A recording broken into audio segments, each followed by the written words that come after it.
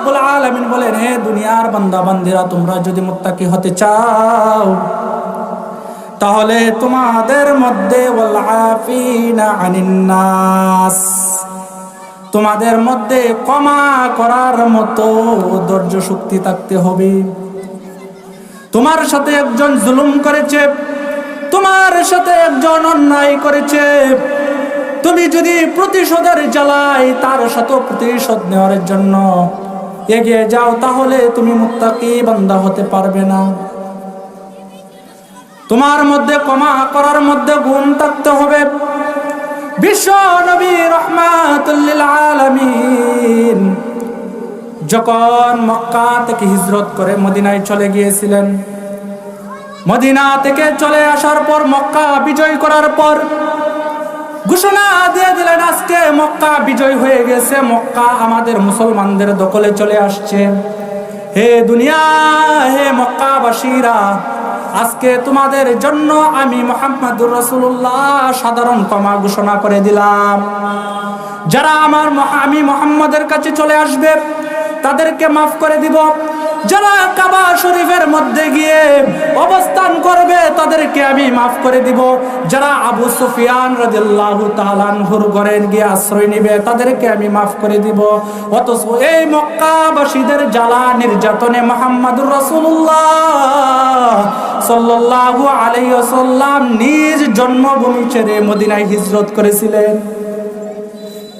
যে নিজের জন্মভূমি মাতৃভূমি ছেড়ে হিজরত করেছিল, যাদের যন্ত্রণায়, যাদের নির্যাতনে, অমানবিক নির্যাতন, মুহাম্মদুর রাসূলুল্লাহ সাল্লাল্লাহু আলাইহি ওয়াসাল্লামের উপর কেমন নির্যাতন করতেন। যখন উনি কাবা শরীফের মধ্যে যখন নামাজের জন্য যেতেন, যখন নামাজ পড়তেন, তখন এই মক্কার কাফেররা মরা উটের নারী বুড়ি মুহাম্মদুর রাসূলুল্লাহ সাল্লাল্লাহু আলাইহি ওয়াসাল্লাম শরীরের উপর ঢেলে দিতেন।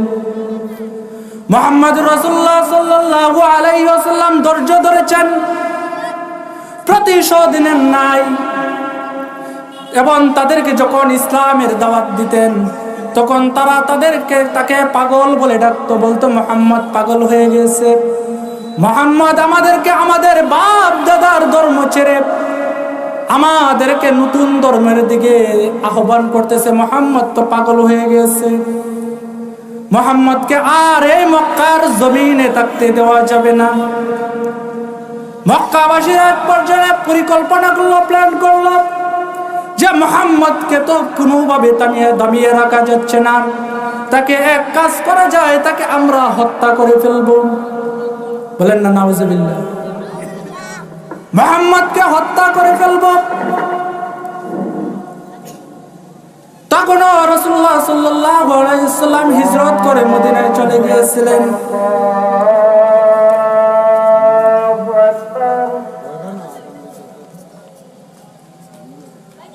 আল্লাহু আকবার, আল্লাহু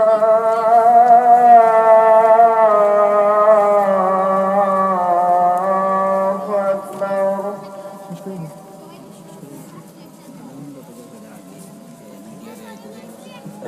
লা ইলাহা ইল্লাল্লাহ। মক্কাবাসীরা মুহাম্মদুর রাসূলুল্লাহ সাল্লাল্লাহু আলাইহি ওয়াসাল্লামকে এতটুকু নির্যাতন করার পরও মুহাম্মদুর রাসূলুল্লাহ সাল্লাল্লাহু আলাইহি ওয়াসাল্লাম তাদেরকে সাধারণ ক্ষমা ঘোষণা করে দিয়েছেন।